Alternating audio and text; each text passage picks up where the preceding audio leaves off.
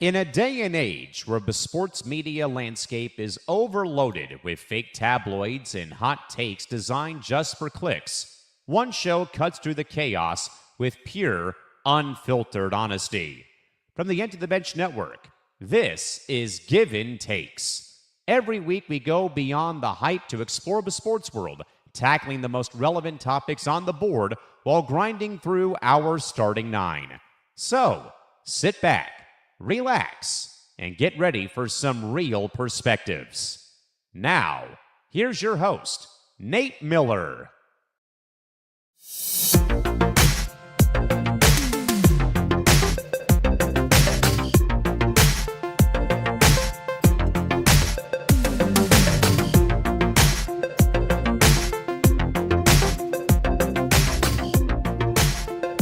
Hello, everybody. Hello. Welcome, one and all. Welcome, sports fans. My name is Nate Miller, and this is Givin Takes, the online sports show where every week I sit down with all you lovely sports fans, and we talk about sports, of course. What else will we talk about? This is a sports show. Man, oh man, there was a lot of stuff that happened in sports this week, today. There was a bunch of news that dropped, rumors circulating around that we're going to talk about. And there's a lot to look forward to. There's predictions to make. The knockout stage is going on right now. Germany got upset by Paraguay.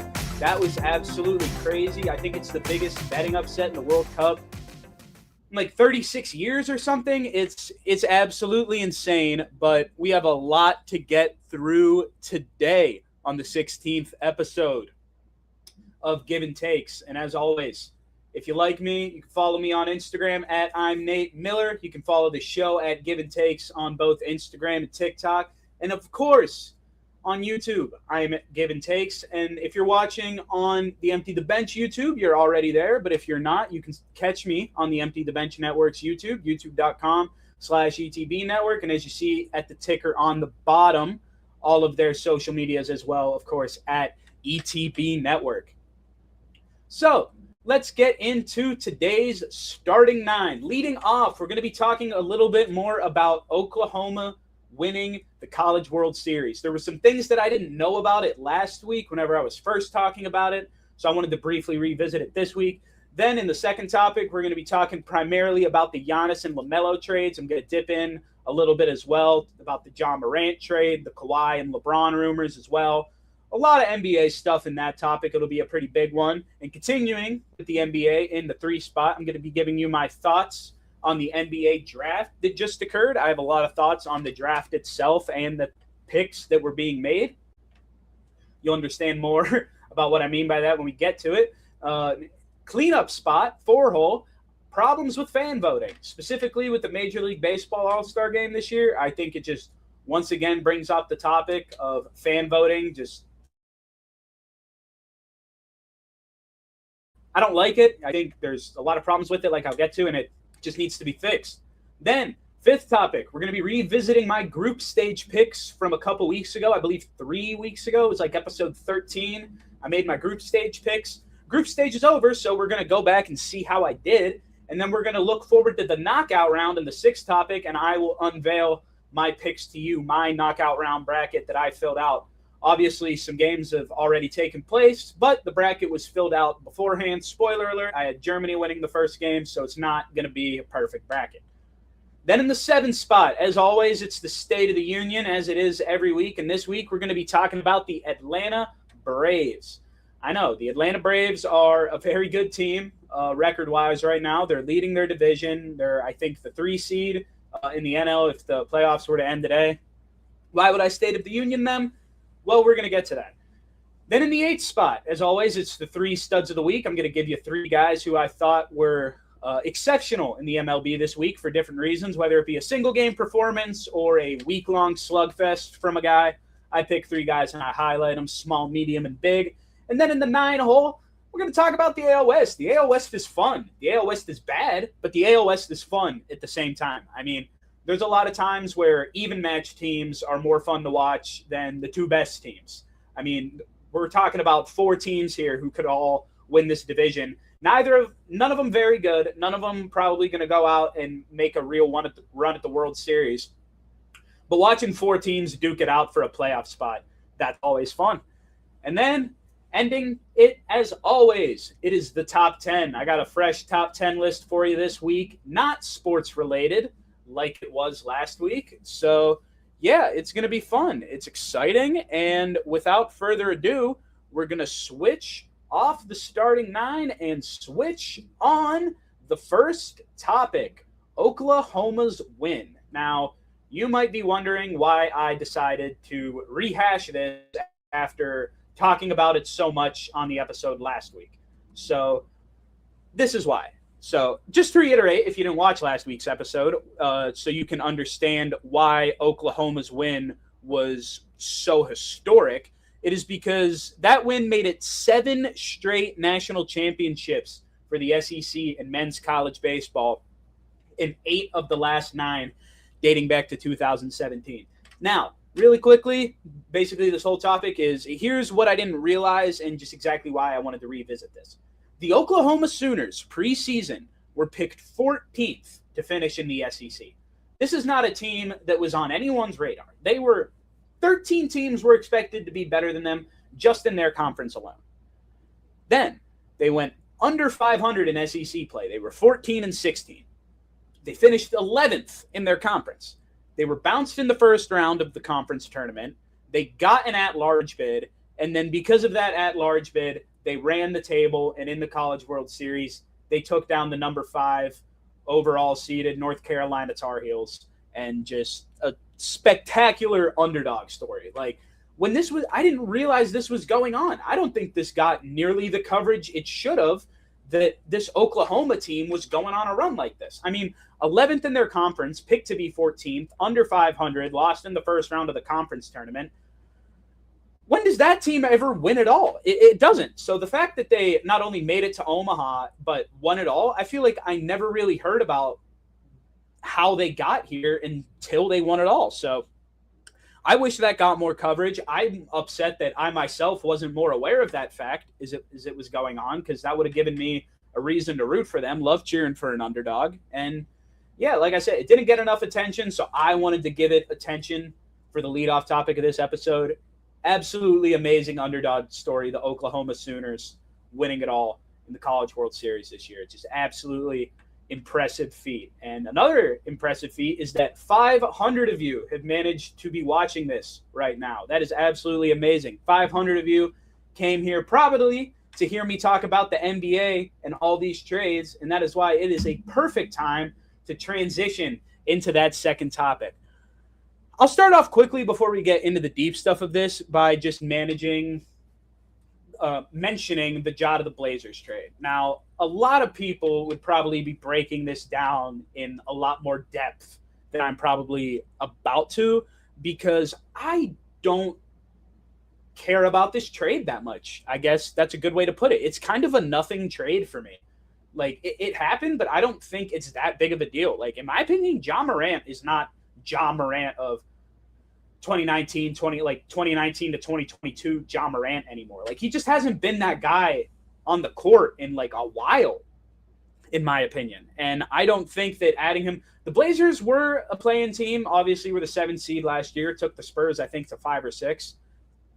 I mean, they were a decent team. Is Ja going to make them better? Yeah, but I just don't think it's this big splash trade that some people are making it out to me. Because the return, too, for the Grizzlies is just Jeremy Grant, Chris Murray. Like, it's not like it's a blockbuster name because Ja Morant used to be a superstar, but I don't know if it's a hot take or what, but Ja Morant to me is not a superstar anymore. He's just okay now. He had it, and then he lost it. I don't know how he lost it, but he's just not the player he used to be. Maybe he can refine himself in Portland, and maybe he just needed a change of scenery. We'll see.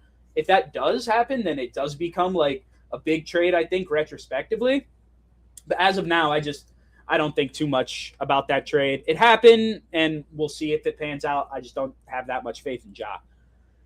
And then the Giannis trade. So this was a trade, for those of you that don't know, between the Heat and the Bucks that went down.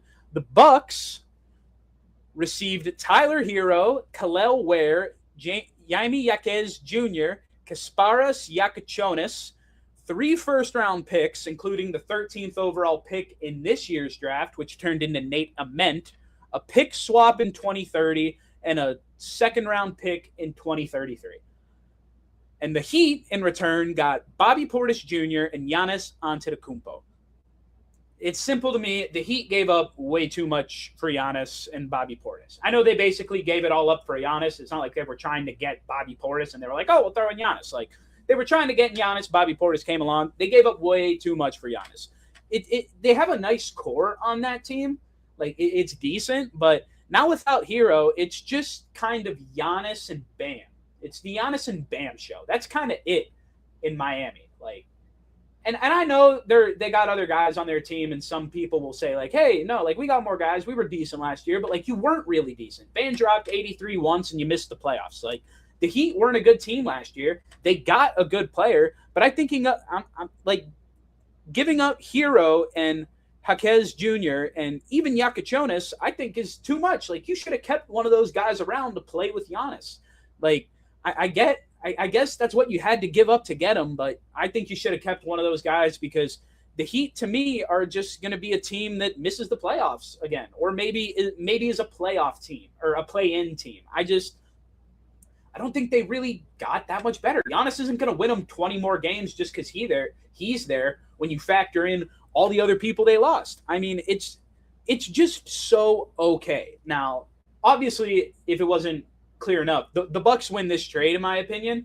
I think the Bucks are actually also going to be slightly better than the Heat next year. I know that's crazy to say, but I just think sometimes when teams make these trades like this, they give away everything for this one star who's Giannis isn't like past his prime necessarily, but like if he isn't already, he's getting towards the end of it. So you're talking about an aging superstar for a haul of young players and picks all over the place. And it's like, what if he just doesn't have, what if Giannis doesn't have it anymore? Did they think about that? I hope Giannis does good. I hope the Heat do good. But if Giannis doesn't have it anymore, that organization is torched for the next decade. And everyone will look, Heat fans will hate Giannis. They'll look back at the Giannis trade as it ruined their franchise just because of how much they gave up for it. I like that they went and got him. I just don't like everything that they gave up for it. Now, a trade I'm a little bit more a fan of is the LaMelo Ball trade that took place between the Timberwolves and the Hornets. So the Wolves got LaMelo Ball and Josh Green, and the Hornets received Naz Reid, a 2023 unprotected first, 2028, 2029, and 2030 first-round pick swaps, and then 2029, 2032, and 2033 second-round picks. So a lot of picks moving around in Naz Reid. And then obviously LaMelo Ball and Josh Green going to the Timberwolves. I think this is a pretty solid trade all around. I broke the Timberwolves trading away Julius Randle to the Nets last week, and when I did that, I thought that was setting up for the Giannis trade. That's the team that I thought was clearing out to get Giannis. That's what I thought, and they still went big trade. Like, that was the mindset because it was a 3-team deal. I think the Bulls were involved in it too, and the Timberwolves just seemed to not really get anything, so it was kind of confusing why they made the deal and got rid of Randle. But it makes a little bit more sense now that they brought in LaMelo Ball. And I think the only reason, in my eyes, the Hornets won the trade, but at the same time, no one really lost the trade. If you know what I'm saying, if you're picking up what I'm putting down. Like, the Hornets won it, but it's not like the Timberwolves lost it. I think the only thing that just negatively affected the Timberwolves, in my opinion, in this trade was just the fact that they traded away Naz Reid and basically Julius Randle to kind of make this happen and free up the space for it. And that's just some good size you're losing. Like, Naz Reid and Julius Randle, they're pretty solid big guys. I mean, you still have Gobert, so you have size on there. Don't get me wrong. I don't like trading away 2 big guys for a guard necessarily. I get it, but it hurts your size a little bit more. And I think with the Hornets already having Con Knuppel and Brandon Miller, like, they got – is Mason Plumlee still on that team? Not that he's like a superstar or anything. That was just me thinking. But I think, honestly, between Brandon Miller, Naz Reid, and Con Knuppel, even though LaMelo Ball left the Hornets, I still think that's a pretty good core. I mean – I think LaMelo Ball wasn't even that amazing of a player until Con Knuppel showed up. I mean, he was fine, but I don't think he was really that noteworthy of a guy in terms of, oh, he's going off, he's going crazy until like, okay, maybe 2 years ago, like the year before Knuppel showed up, but it's not like that team needs LaMelo to succeed. They tried with him, it failed. I think Knuppel's going to take over his role fine. Like I said, especially with Brandon Miller being his 2 guy on that team, they'll be a really good duo. And then all the, you know, Nazarene, he'll play a good role on that team. He's played a good role on these Timberwolves teams that have made the playoffs. That's a nice veteran guy who's, you know, been to the conference finals, been to the playoffs each of the last 3-4 years. Like, now you're getting that guy in your locker room to help a very young team trying to get there for the first time. Like, I think on top of his play, adding his presence is really good for that locker room as well.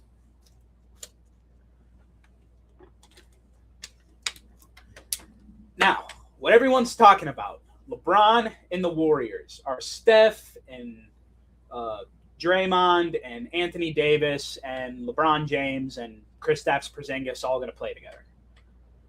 I don't know. I definitely think that they're going to make a hard push for LeBron to get Curry and LeBron together. I can safely say that I think there will be serious attempts made for that to happen.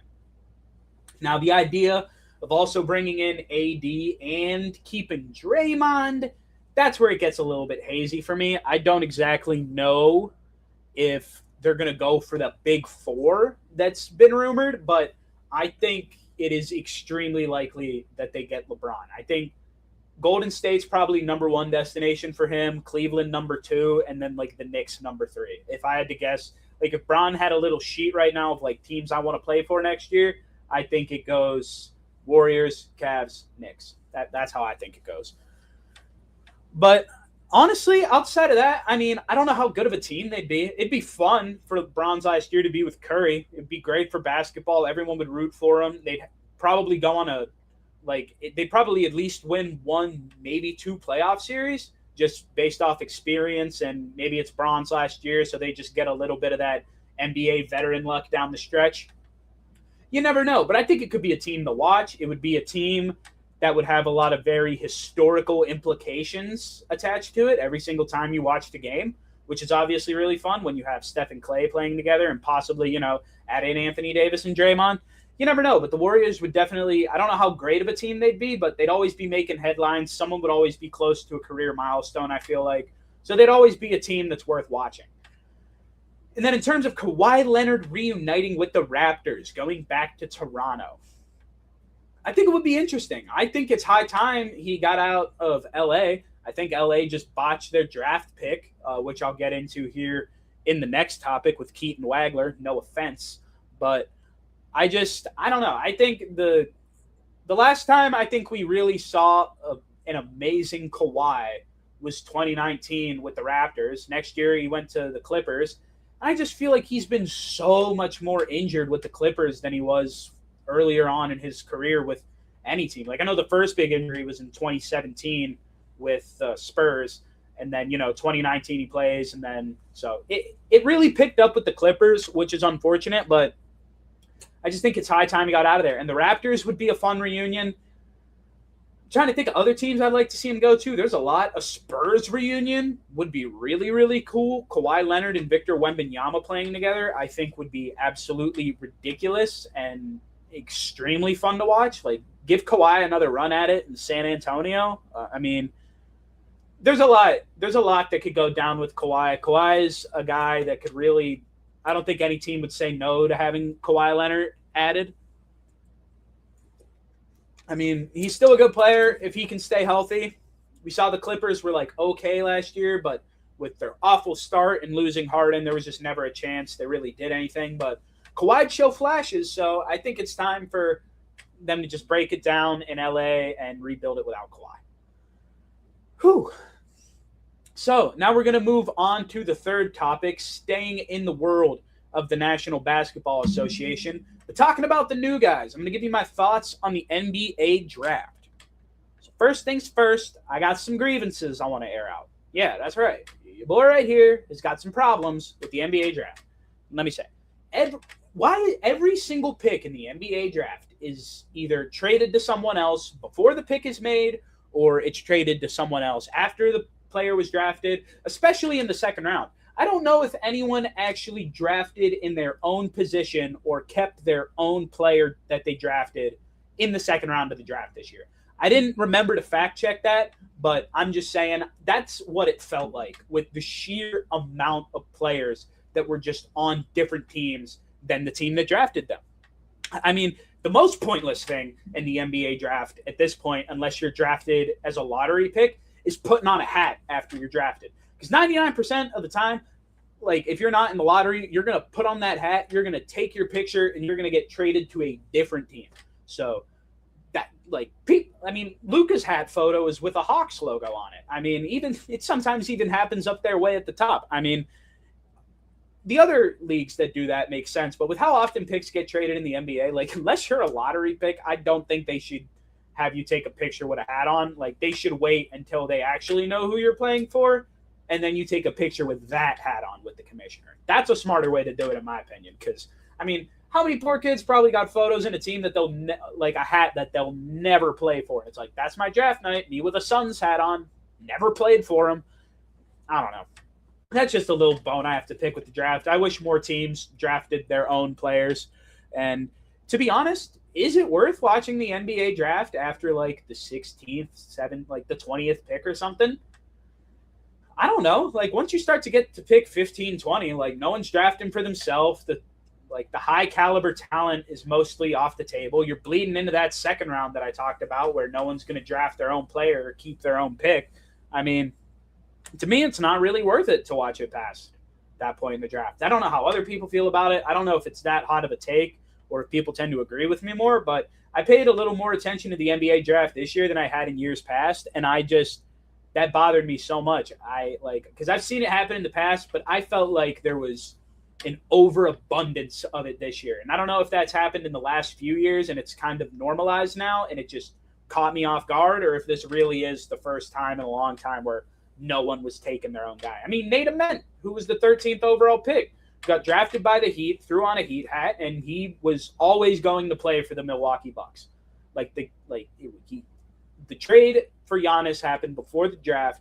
Everyone knew that player was going to the Bucks. So why in the hell was it the Miami Heat select and the Heat logo flashes up and he puts a Heat hat on? Like everyone in that building who paid attention to the biggest trade that happened that week knows that guy is not playing for the Heat, so why put him in Heat gear? It's just stupid. Throw the Bucks up there. Like that's like I don't know. It's stupid. It's stupid to me. I didn't expect to get as mad about that as I did, but it's just ridiculous to me. And it looks like we got a 4-team trade that just went down that I got sent.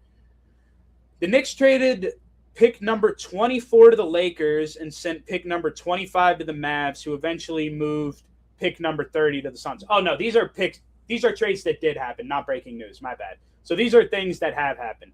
Grizzlies Thunder Pistons swap. Grizzlies traded the 16th pick to the Thunder and sent the 21st pick to the Pistons. Nuggets and Spurs. The Nuggets traded the 26th pick to the Spurs. The Kings acquired the 29th pick, who is Alex Caravan from the draft. I mean, I thought that was breaking news for a second. It's not. It's the abundance of trades that I'm talking about with no one keeping their own players. It's so ridiculous that when I saw a 14 trade up there, I thought it just happened. I didn't even – you're making a 14 trade for draft picks. It's just ridiculous. The NBA draft is a joke outside of the lottery round. Now, less rambly and less angrily, four thoughts I had about the actual picks in terms of the NBA draft. First thought, the top 4 picks were perfect. I don't think any team made any mistakes in the top 4. DeBansta go into the Wizards, and then Peterson go into the Jazz, Boozer go into the Grizzlies, and Wilson go into the Bulls. I thought the first 4 teams in the draft made the 4 correct picks. So hats off to them. I don't think anyone missed with their top 4 pick. Second is Darren Peterson to the Jazz actually gives me a little optimism for the Jazz next year in terms of being a playoff team. I mean, you got Ace Bailey, Lauri Markkanen, Jaren Jackson Jr. Now you add Darren Peterson. I know there's another guy on that team too. I can't remember who, but it's like Jazz are getting guys. When you're bad for long enough and you keep picking in the top 5, like, you're going to get a good collection of players on your team eventually. And I think that's finally starting to happen for the Jazz. Do I think they're going to do anything of legit significance next year in terms of winning anything? No. But do I think they could sneak in as a 7 or 8 seed into the playoffs because they do good in the play-in tournament? Yeah. Do I think they'll win their first round? No. But I think they could get in, which, given where the Jazz have been, actively trying to lose games down the stretch, getting a playoff spot would be a huge step in the right direction for them. So that'd be good for the Jazz. My third thing, kind of my biggest takeaway from this, is that Darius Acuff to the Kings is a steal of the draft at 7, in my opinion. To me, he was the second best guard in the draft, and he was the 4th guard taken. I mean, the Clippers took Keaton Wagler at 5. No disrespect, but he's no John Calipari guard Darius Acuff Jr. And same with Mikal Brown Jr. at 6, picked by the Nets. I think both of those guys absolutely whiffed on Darius Acuff. And I think the King, granted, he has to go to the Sacramento Kings, so Darius Acuff's probably pretty upset. But make a splash, kid. Like, turn the franchise around. You're good. He's a good guard. I think this guy's a really good player that, honestly, if he was picked in the top 4, I still don't think I would have been upset with the team for taking him. This guy, I think, is really, really good. So, steal of the draft, him going at 7 to the Kings. Unfortunately, the Kings just suck, so I don't think they'll be that great next year regardless, but I hope he has a good career, and I'm happy that the Kings picked him, because it's insane to me that he fell to 7. Now, my fourth thing that I want to say about the NBA draft before I move on to our next topic, I am kind of surprised about the Mavericks pick. I'm not surprised at all that, now Dusty May is on the Mavs. Well, he's not on the Mavs. He coaches the Mavs. I'm not surprised they went for a former Michigan Wolverine after, just winning the national championship. Dusty May obviously knows his guys and his players. So, he'd probably want to pick one of them up. I'm just surprised they went with Merez Johnson Jr. over Yaxel Lendenborg. No positional difference. They're both pretty versatile forwards. I'm kind of surprised they didn't want Yaxel to play with Cooper Flagg. I would have thought that you would have wanted to pair those two guys up. I don't think Merez Johnson Jr. is a bad player or anything. I think he's great. He was a good piece in that finals run. But I'm just surprised that, given it was the Michigan coach who coached both of these players, and they were probably deciding between these two players who they wanted to pick. All right, are we going to take Yaxel or are we going to take Johnson? I'm surprised the way they went. I'm just surprised Dusty May didn't go with Yaxel. There's not too much else to that. It just surprises me. And I'm very interested to see how the two careers compare for Merez Johnson Jr. and Yaxel Lendenborg. I'm interested to see if it's going to end up that the Mavericks made the right pick. And now, with all that being said about the NBA draft, me getting a little angry, me getting a little insightful, it's time for me to get more angry and more insightful with problems with fan voting, because there are problems with fan voting, man. I need water for this, because this is going to be a long one. Let's address the problems with fan voting. So, what is it good for? What does it really do? You let people, what do they really do? What does fan voting really accomplish? It just makes other people mad. That's all it does. The fans are never right. The fans never seem to make the right picks. It's never the right guys getting in. It's the most popular guys getting in. And I get you want to boost ratings and see the best guys in there, so you want the fans to say who they want to see in it, right? But people aren't going to not watch because you didn't include fan voting. And fan voting this year is absolutely ruining who the starters should be, because the fan voting is for the starters. Some of these guys are having career years that deserve to be all-star starters that may never be again, and are going to be beat out by guys who have been all-star starters multiple times with mediocre seasons just because big fan base, big name. And that's not how it should go. I absolutely hate it. So I'm going to give you a couple bones I have to pick with this. Vladimir Guerrero Jr., is currently slated to be the All-Star Game's starting first baseman in the American League. Now, it's not confirmed. He's just leading the votes right now. He's only got 4 homers this year. He shouldn't even be a reserve. He should be nowhere near the All-Star Game. He should be in the batting cages that week off and try to find his swing again to help the Blue Jays get, back to being what they were last year. This guy sucks right now. It cannot be overstated how bad of a season he's having compared to what he should be having. And because Canada's so big and they got so many fans, he's probably going to start at first in the All-Star Game. Absolutely atrocious. Ernie Clement is officially an All-Star. He was the leading vote getter in the American League. He's hitting .292 at second base, which is solid. That's good. But to have more votes than any other player in the American League, I mean, over Yordan Alvarez, over Bobby Witt Jr., you're telling me, once again, Canada, big market.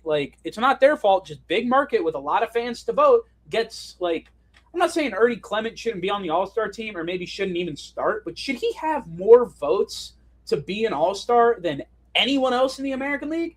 Absolutely not. That's just no. Simply put, he shouldn't. The big markets like that, they overwhelm the vote and they don't allow the players who should be in the game to get into the game. Now, when you look at the NL starting lineup right now, everyone in there except 2 players, Brandon Marsh and CJ Abrams, are a Dodger or a Brave.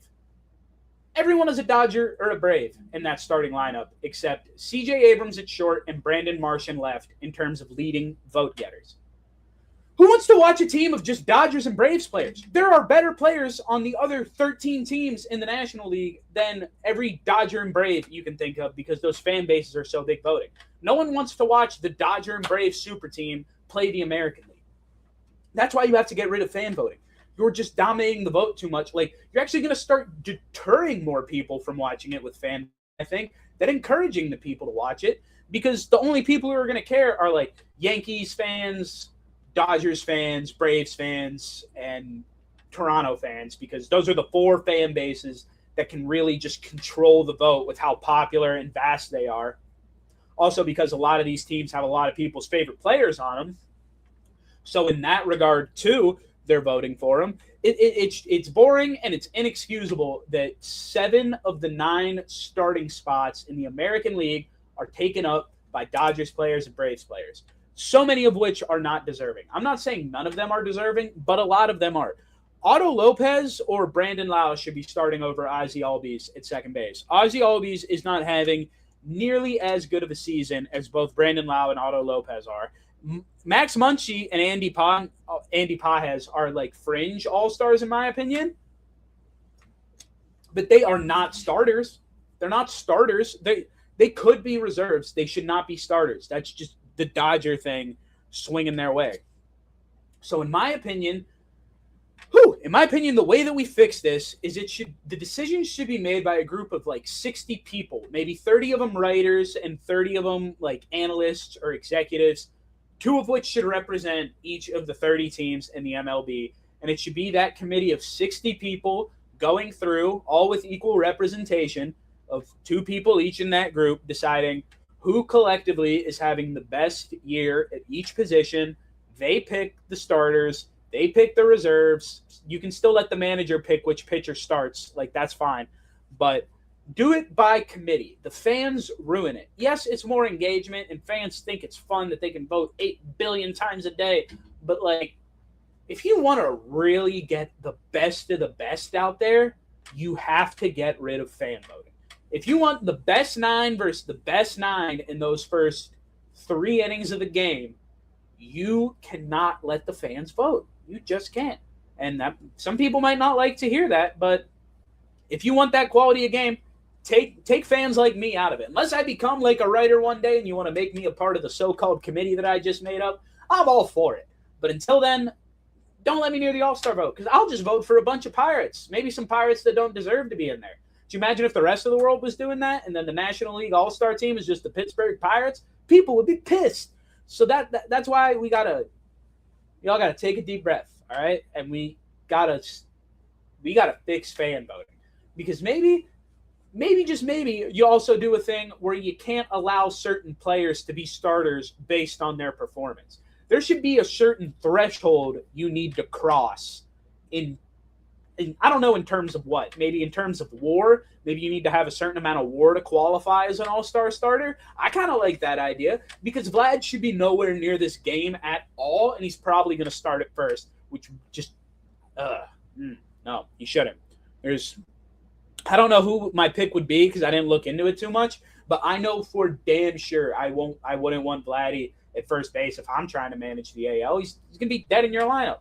And with my luck, he's going to start and probably hit a home run, and everyone will be like, oh, I told you, Vlad's great. But he doesn't mean he deserves to be there.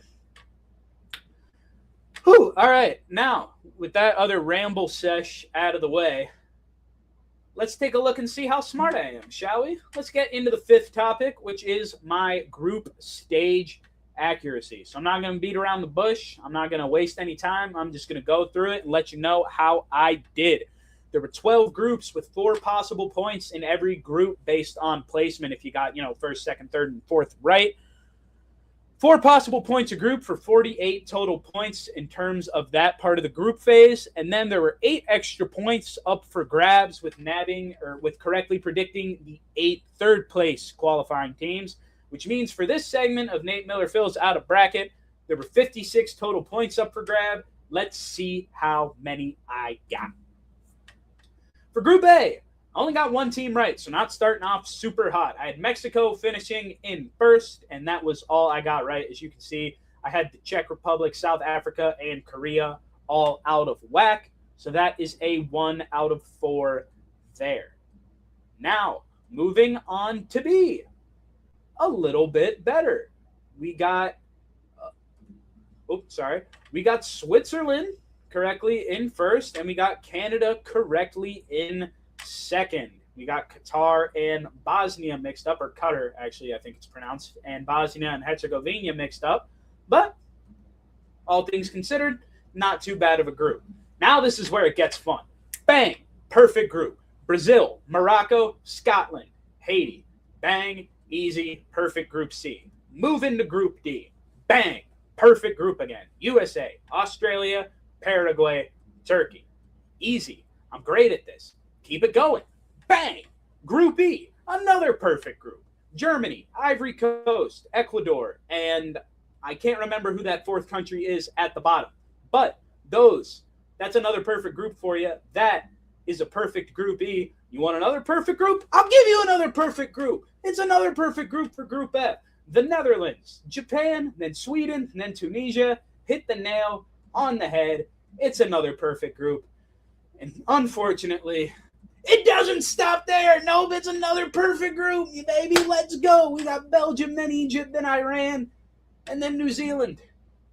And now, actually, unfortunately, this is where the run of perfect groups comes to an end in Group H. I don't have any more perfect groups after this, unfortunately. I really wish I did, though, because I mean, honestly, I did pretty good, as you'll see the rest of it as it goes on. But in terms of, I think that's 5 perfect groups. I think we can all respectfully take a minute and be like, hey, that's pretty good. But yeah, you can see here in Group H, I got Spain right in first. I got Saudi Arabia right in fourth. I just mixed up Uruguay and Cape Verde for second and third place in that. And then we move on over to Group I, where I got another 2 out of 4. Had France in first correct and Iraq in fourth, but mixed up Senegal and Norway. Got those flip-flopped for another 2 out of 4. And then we go to Group J, where we got another 2 out of 4. I had Argentina right, I had Jordan right, and then I mixed up Algeria and Austria for another 2 out of 4. And you want to see another 2 out of 4? Well, here we go. This is the 2 out of 4 streak coming to an end here. I had Portland and Colombia. I had Portugal and Colombia mixed up, but I managed to get 3rd and 4th place correct. And then we move into Group L. Sad, unfortunate Group L. I know, I got nothing right. I took a chance on Croatia winning the group over England. I probably shouldn't have. If I wouldn't have, this would have been another 2-point group and actually got me pretty decent, but getting no points in this group hurt. The only group I got nothing right in was Group L. So given how I've done, given I don't know much about soccer, I'm pretty happy about those group stage picks. Now, it's not as good for the third place picks. I only got Paraguay, Ecuador, and Sweden right. So those were not nearly as good. As you can see, I got a lot of third place teams wrong when I just did what I did. So I was close. It wasn't great. It wasn't the worst. To break down the numbers for you, in the group stage, of the 48 possible points that I told you were up for grabs, I got 31 of them. I went 31 for 48. And then when you go down to the third place teams, obviously I got 3 out of 8. That takes the grand total to 34 points out of 56. That is an accuracy of 60.7 for me. And if you watch this show, you know that that's really where I like to hover. Every single bracket I filled out so far, I think has not been lower than 50, but has not been higher than like the mid 60s. I don't know what it is exactly, but we're about to get into the knockout stage predictions here. And I'd honestly probably say for you, it's a safe bet to tail about 3 out of every 5 of my picks, because every prediction I make on this show, I tend to hit at about a 60% rate. So you're probably wondering, hey, what are these 3 out of every 5 picks I can tail? Well, I'll show you. Let's get into it. Let's talk about my knockout round predictions. I got the bracket up there. I'm going to move this banner so you can see all of it. I already have the bracket filled out the whole way, so you can look throughout it as you like as I talk about it. But I'm just going to kind of break this down as if it were a March Madness bracket. I'm going to go by regional. I'm going to go by region, kind of the first, second, third, and fourth. Fill it out to where I get my team in the, for a lack of a better term, the Final Four of the World Cup. And then we'll break down the semifinals. So starting off in that top group, we got Germany going up against Paraguay. I had Germany winning, and of course that didn't happen. It was one of the biggest upsets in 36 years, so that's unfortunate for me. That one's already wrong, but there's still a lot of picks I do have the chance to get right. France against Sweden, I have France. South Africa and Canada, I have Canada. Netherlands and Morocco, I have Netherlands. Portugal and Croatia, I'm taking the upset against Ronaldo. I believe that the Croats will back me up this time after they let me down in the group stage. My Croatian roots, they're going to rise up, they're going to help me out, and they're going to get past Portugal. That's what I got. And Spain going against Austria. Give me Spain. Give me the USA against – or wait, no, I'm filling this out wrong. You know what? Yeah, nix what I said about doing it earlier, like the Final Four bracket. I think I'm just going to go down the line. So I have the USA beating Bosnia and Herzegovina. I have Belgium beating Senegal. Brazil beating Japan. Norway beating the Ivory Coast, Mexico beating Ecuador, England beating the Congo, Argentina beating Cabo Verde, Egypt beating Australia, Switzerland beating Algeria, and Ghana beating Colombia. Then we move into who will make the next phase of the bracket, the Elite Eight of the World Cup. I have France beating Germany. Well, it would now be Paraguay in this situation, but I have France moving on, and I have the Netherlands advancing against Canada. Then I have Croatia in an upset against Spain. I'm putting more faith into them again. And then I got the USA beating Belgium.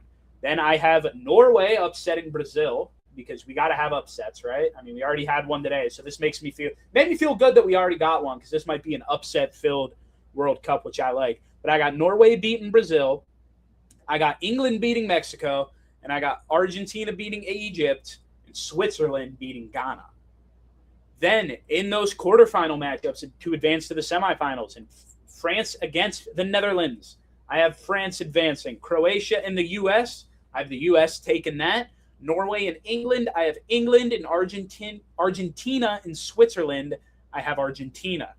So my 4 semifinal teams are France, the U.S., England, and Argentina.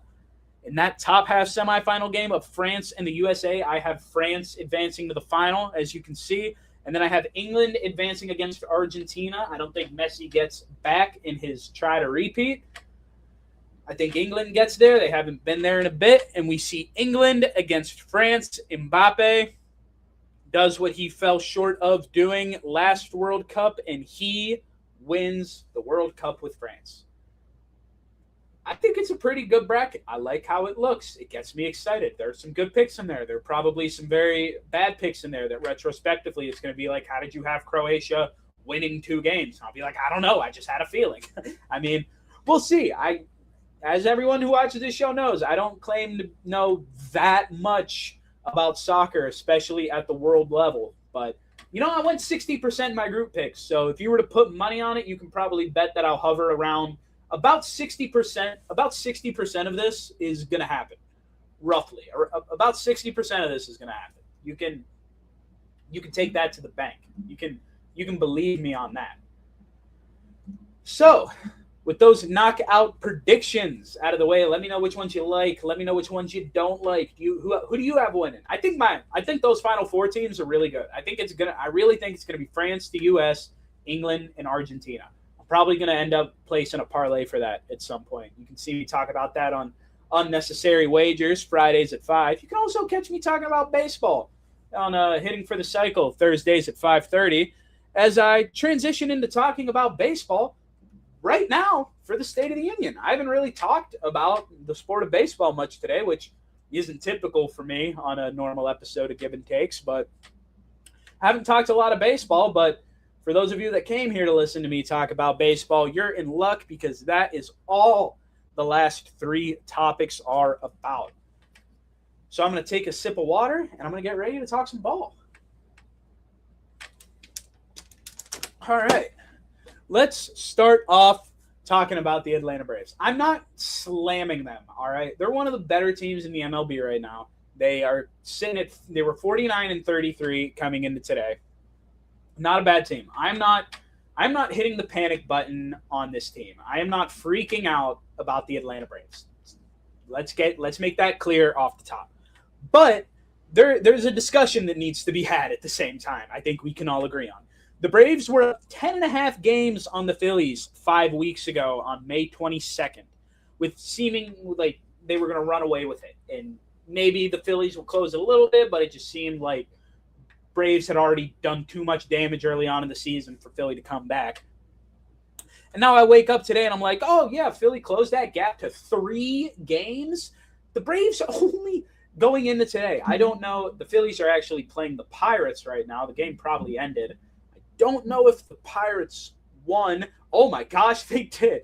The Pirates won a game where they needed to go to the bullpen late. My God. Call Paul Revere, call the town crier, let everybody know. That's news. But all that being said, what that was leading into is that is now a 3.5 game deficit for the Phillies in that division after losing for the Pirates tonight. Not sure what Atlanta's doing right now. I'll check in a bit. The Philly is now 47-38. 3.5 games back to the Atlanta Braves. You had a 10.5 game lead on the division, and now it's turning into a dogfight. It only took them 5 weeks to make up those 7.5 games too. It's not even like the Braves rode that 10-game division lead until July. They couldn't even make it, or they'll probably make it to July. Actually, I take that back. It's not like they're going to ride it to August. The Phillies are probably going to just completely erase it before then. I bet you the Phillies take the divisional lead at some point throughout the month of July. I don't know if they'll keep it, but I believe they will take it because the Braves are not safe with how good the Phillies are playing and how much they're just streaking downwards right now. I mean, every week I watch baseball, I get closer and closer to wanting to bet the Philadelphia Phillies to win the NL East. Shout out David Waitman, big Philadelphia Phillies fan, co-host with me on Hitting for the Cycle. His team is good, man. He lost to my team tonight, but his team is good. I have a lot of faith in them. I think they're a legit World Series contender, and, man, they could really win this division. And if you are a gambler, now's the time to bet on them. They're still 3.5 back. There's still a lot of time to go. The odds are going to just keep on shrinking. Unless the Phillies start to suck, and if they start to suck really bad, then they're just probably not going to win. But if they keep up what they've been doing since they hired Don Mattingly, or basically not hired him, but fired Rob Thompson, I think this team is going to really give Atlanta a run for their money. But how did we get here? How did Atlanta lose 7 games on Philadelphia? Well, when you look at their last 23 games, which is roughly the last 4 or 5-ish weeks, they're 9-14. They played Yeah, you want to know who they played? You're wondering, like, oh, were they playing, like, the Dodgers and then the Yankees and then maybe the White Sox and Cleveland? Some, but not all. They played the Giants twice. They played the Brewers, they played the Blue Jays, the White Sox, the Pirates, the Mets, and the Padres. And they only won 9 times. That's, granted, they swept the Pirates, which they should have done that. The loss to the White Sox, it shouldn't have been a sweep, but it made sense. You lost 2 series to the San Francisco Giants? Are you kidding me, Atlanta? How do you lose 2 series to the San Francisco Giants within that time frame?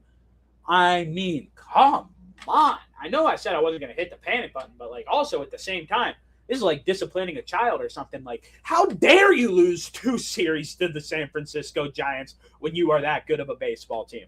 I mean, you just can't do that if you are a self-respecting team trying to make the playoffs this year. You cannot let San Francisco win 2 out of 3 against you multiple times. That is not – no.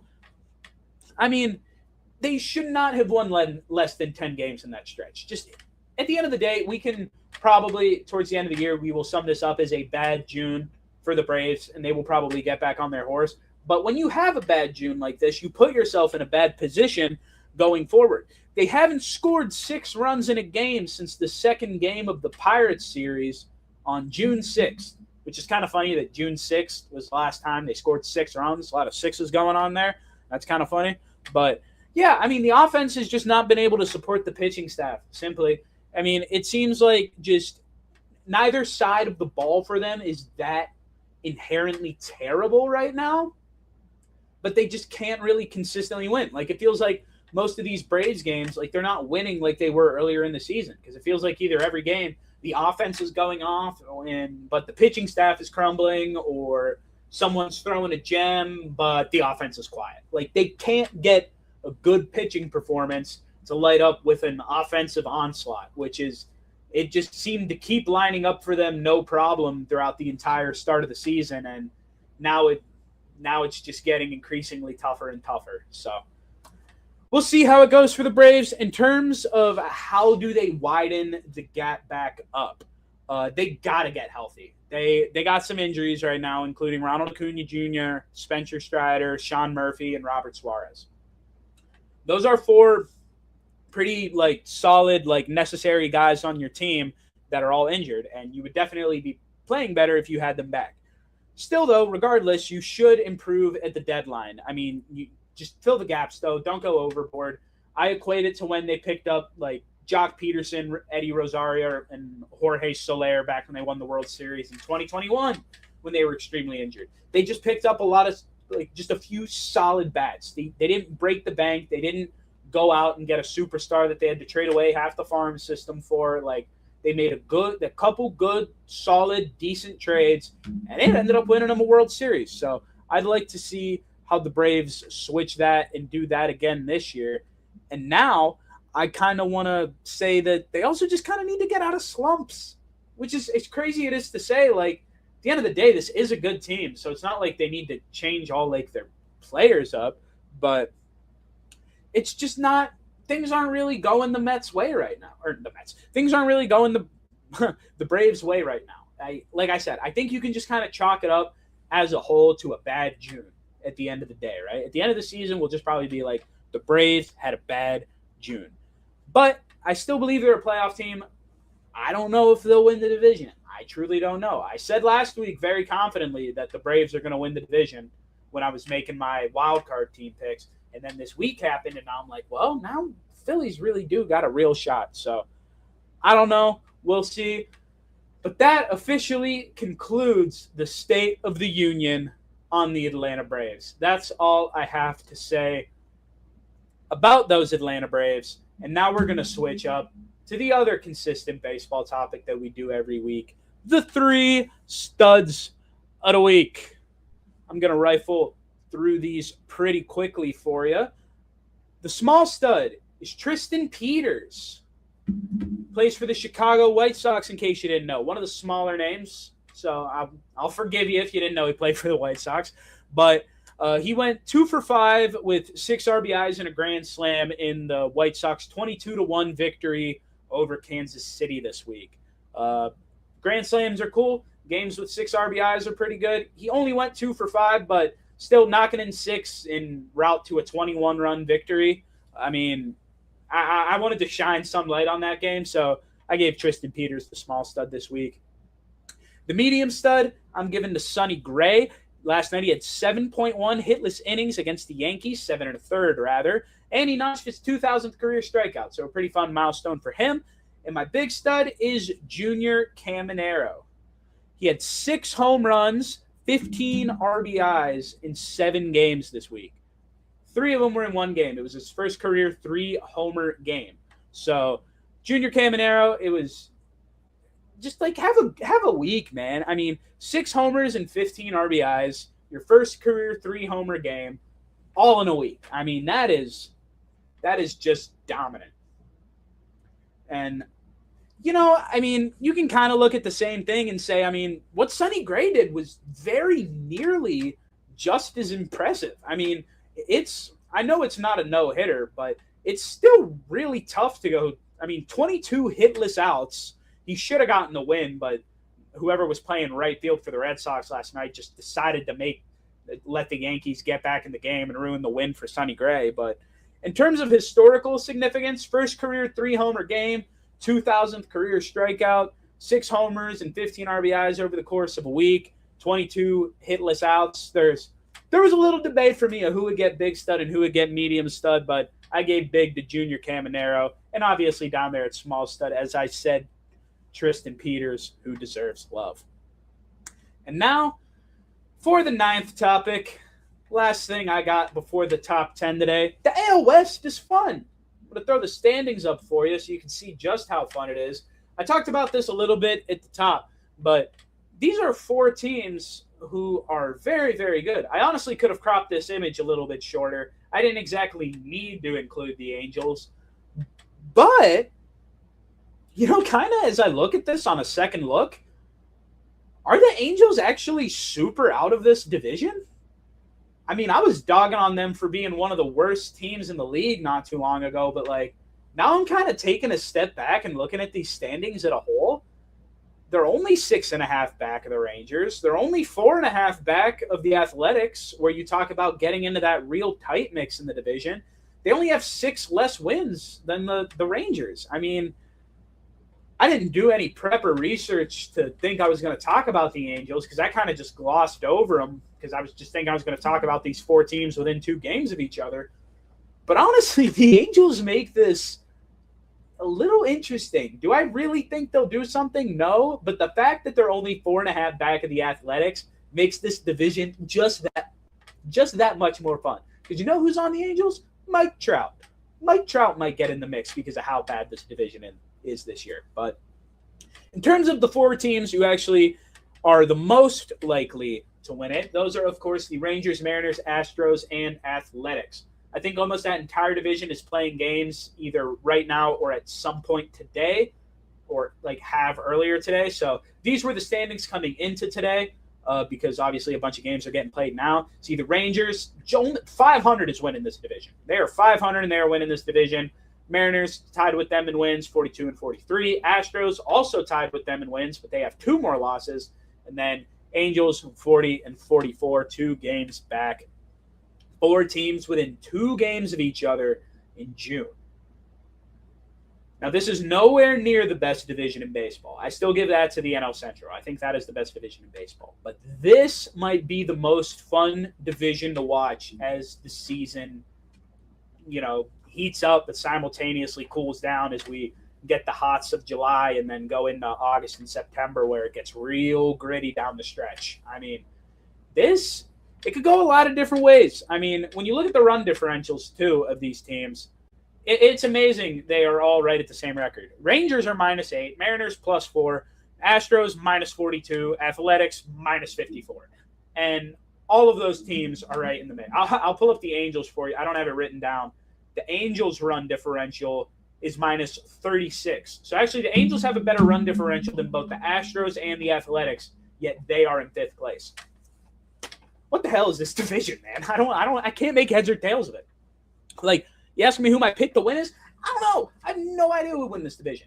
This is basic. If you want to bet today on who will win the NL West, blindfold yourself, section off your dartboard into 5 different segments, maybe make the Angels segment a little bit smaller than the other 4 if you want to make it a little bit fair. But just blindly throw a dart, and whoever it lands on, put your money on. Because that's how I feel about this division. I don't know. Because the trade deadline will say a lot. Because I think all of these teams are going to do something to buy because they're all in contention for their division right now. I mean, all of these teams are probably going to buy. We're probably going to see a lot of talent come into the AL West, at least I'd assume, because each one of these teams is going to want to try to separate themselves from the competition. In terms of who do they get, I think the Athletics should look for an infield bat and starting pitching. I think the Rangers should just go for all-around bats and a bullpen guy. I think the Astros should just only focus on the pitching, bullpen, rotation, whatever. Get arms onto your team. And the Mariners, I think you just need to bolster the offense more. The pitching will eventually work itself out, in my opinion. You got a lot of really good guys who haven't had great first halves. There is a good chance that a lot of these guys have solid second halves. I mean, there are a lot of guys, like especially pitchers, like a lot of your guys aren't going to be making the All-Star team. They'll have time to reset, rest, fine-tune a couple things about their mechanics without having anything else to worry on. I think that pitching staff will figure itself out.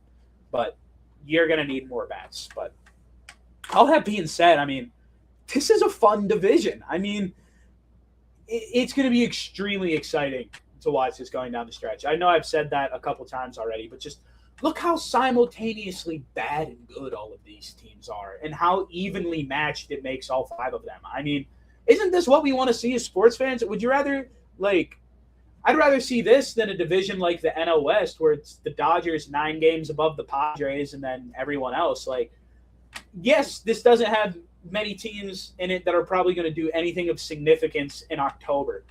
But, man, in terms of just getting the spot and making the dance, I mean, obviously the division winner will make it, and maybe one of these teams could be a wild card. I don't know. We'll see, but this division is just really fun to me.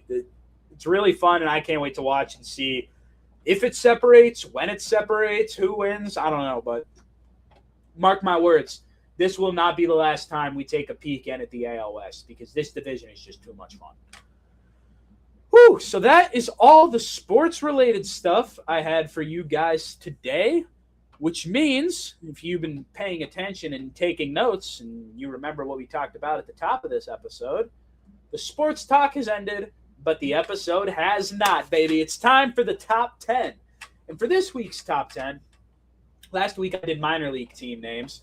For this week's top 10, I wanted to do non-sports related, and I was racking my brain. I was like, what could I do? What is something that everyone has a favorite of that, like, I have a clear favorite of that I haven't talked about yet? Because I've only done 15 episodes, but I've still done some things that I think are pretty basic top 10s. I was trying to think of what's an easy thing. Everyone's got a favorite. So I thought about it, and I came to the idea. I'm doing my top 10 colors this week. That's right. We're going back to kindergarten, preschool, remedial stuff here, guys. We're talking simply about colors here on Givin Takes. Yep, we have a lot of intelligent sports talk, a lot of insightful sports talk, and we talk about our favorite colors too. All right, so let's get into it. And I know some of these are shades, technically, that'll be on this list, but keep that at home. They're colors to me. At number 10, I got white. White's a clean color. My dress shirt's white. White, only thing that hurts it is when I wear it on clothes, it's too easy to stain. I make stains. It's a part of who I am. I'm not going to deny it. I'm not going to hide from it. It's hard for me to wear white because I make too many. It's just rough. So, but it's just such a clean color. I love it. I got white at number 10. I got gray at number 9. I feel like gray shirts are more comfortable than other colored shirts. I have nothing to back that up. But something about a gray shirt is so ridiculously comfortable, man. It is just, I don't know. And it's just also, it's a calm, soothing color. I like it. I think I based most of this on clothing. Now I think about it retrospectively. But this is still my list, and it's got gray at 9. 8, I got red. I've never really been a fan of red. It's okay. I don't wear it much. I don't root for any teams that got red in it. Red is just not very relevant in my life. So red usually means bad, too, emergency, danger, whatever. It's not my favorite color. I hate red lights. I don't want to stop. I want to go. Who likes a red light? Who likes a stop sign? No, I want to go.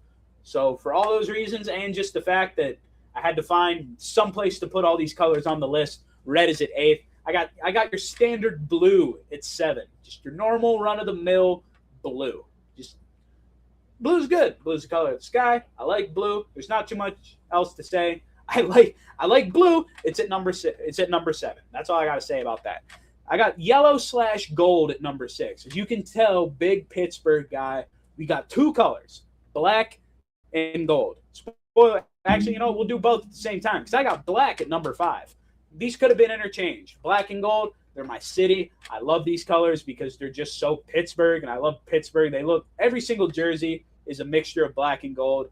Pirates, Penguins, Steelers, even our football club, the Pittsburgh Riverhounds, our ultimate Frisbee team that we have in the city, our women's football team that we have in the city. You name a team Pittsburgh has, that team's colors are going to be black with gold. No debate. There doesn't even need to be a thought about it. It's black and gold. I see those colors every single day, everywhere I look out here in this city. They are at 5 and 6, respectively. Number 4, I got navy blue. That's mostly because it's my favorite color of suit. As you can see, I'm wearing the suit. I love navy blue. I think it's a clean color. I wear a lot of jeans. I like how navy blue looks on jeans. It's a good color. I like it. Always hits. I got navy blue at number 4. Yankee blue. It simultaneously is Yankee blue at the same time. Looks good on the Yankees. Looks good on me. And number 3, I got green.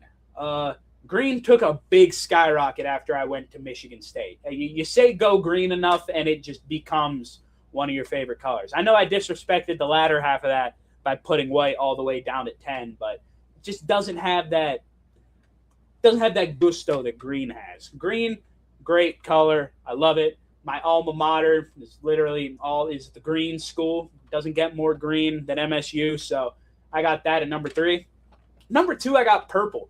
I don't know why. I've just always liked purple, and I'm thinking now that I'm thinking back on this, I might actually want to put green over purple if I were to redo this, but I'm sticking with what I got with purple at 2. It's a good color. I like it. There's something about it. I think there's like a regality or like a royalty like connotation that comes with purple too that people like a lot. It's a good color. Suiting color. I like it a lot. I got purple at 2, and at number 1, I used to switch up my ties a lot, but as you can see, I've settled on one these last few episodes because it's a tie that's also my favorite color. It's orange at number 1. It's been my favorite color since I was 3. It's nothing beats orange. You can talk to me all day about it. I absolutely love orange. It's why I wear the orange tie every week. It's why I'm not going to be switching off the orange tie now because I love it. Yes, I own more ties, but I'm just keeping the orange one. And yeah, orange, I never had to think about it. Everyone has their favorite color. Like I said at the top of this, mine is orange. It's been that since I was a baby child. So that's it. Like I said, pretty simple, easy one this week. I wanted to touch on something that everyone had a favorite of. So I picked colors. And at number 10, it was white. At number 9, it was gray. Number 8, it was red. Number 7, it was blue. Number 6, it was yellow/gold. At number 5, it was black. Number 4, it was navy blue. Number 3, it was green, but kind of could be number 2. Number 2, it was purple, which could kind of be number 3. And at number 1, it was orange. Whew. So that's it. That's all I got for you guys today.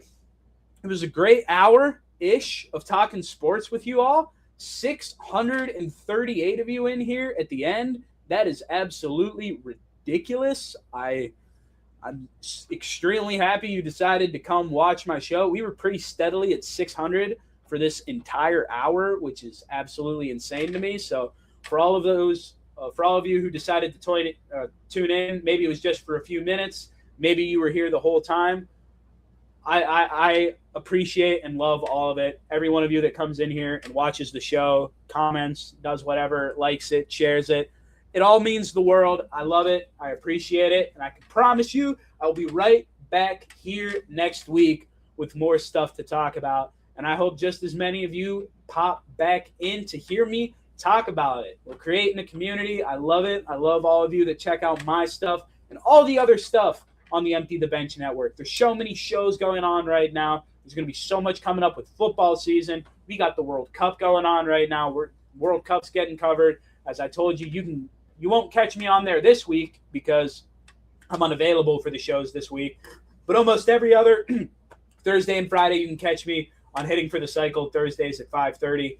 And then you can catch me, or 8:30, and then you can catch me on Unnecessary Wagers Fridays at 5 with my co-host, Connor Rowland, if you just want to get a little bit more of me and the ETB network. So, once again, thank you all for watching. I appreciate it extremely. And as always, I have been Nate Miller. Those are my takes.